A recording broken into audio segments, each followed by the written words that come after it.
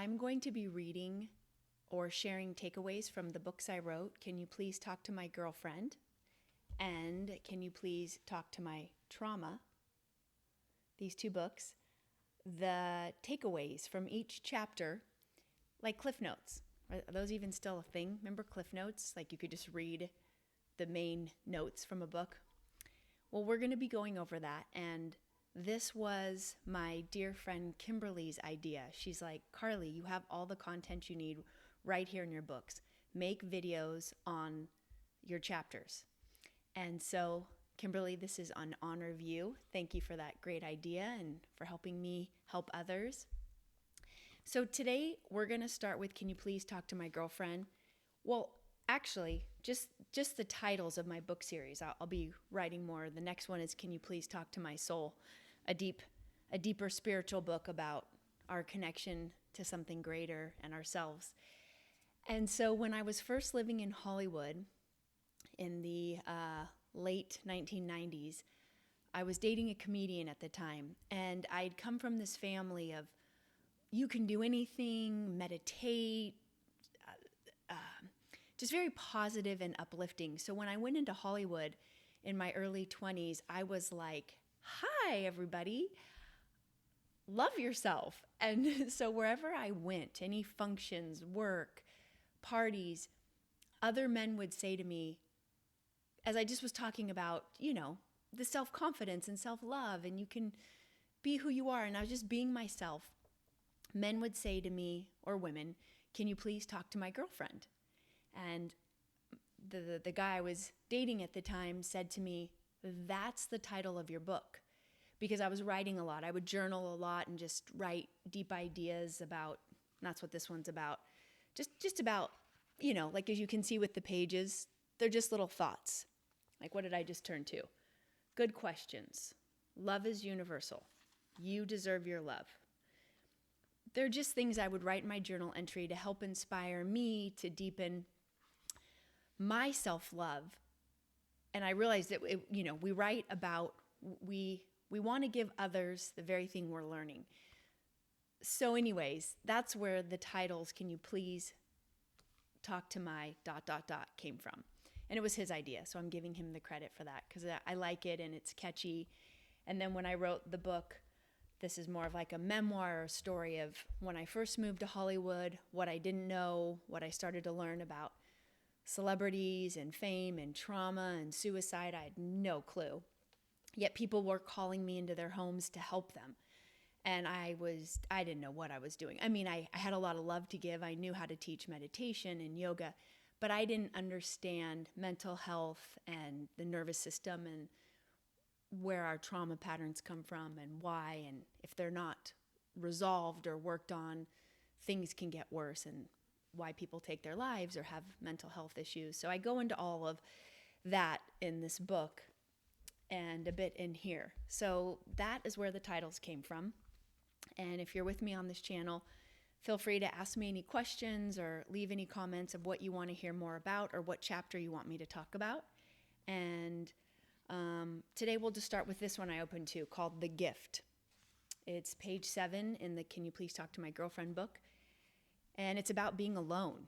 I say, you may think being alone means you don't have love close by.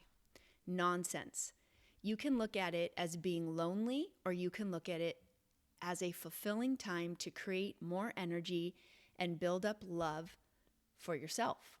When you experience the contrast of being alone, creative and loving yourself, or being alone, miserable and lonely, you can then know how to empower yourself. These are two opposite ways of living. When you are feeling lonely and miserable, there is a deeper rooted pattern. And why I write this is because I experienced this. Write out what the problem or old pattern is. Where did you learn that? Then write down what it has taught you and what the opposite is.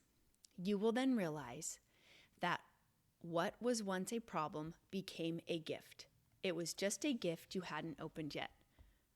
For example, I come from a family where my parents have been together since they were 21 years old.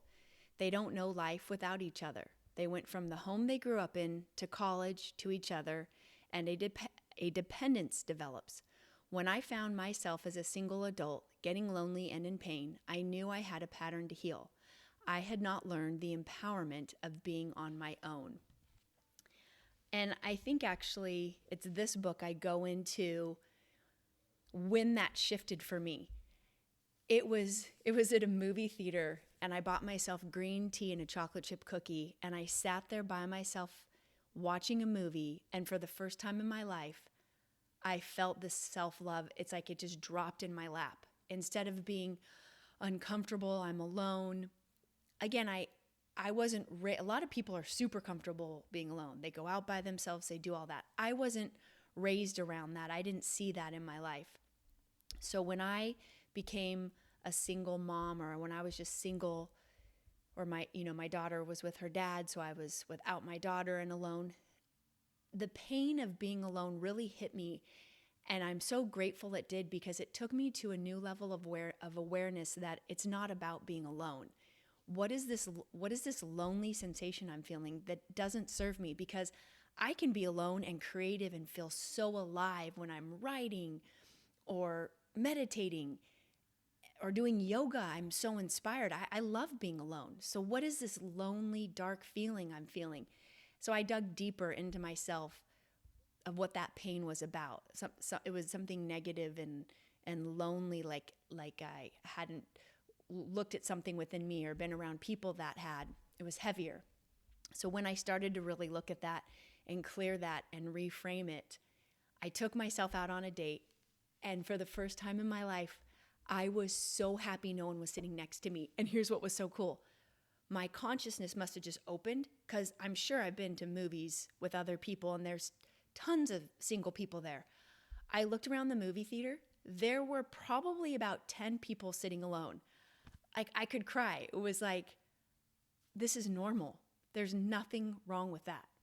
So if this rings true to you and you understand the difference between being lonely or being alone, then yay. And if you've never heard of this in this way, let it empower you to learn that being alone is good.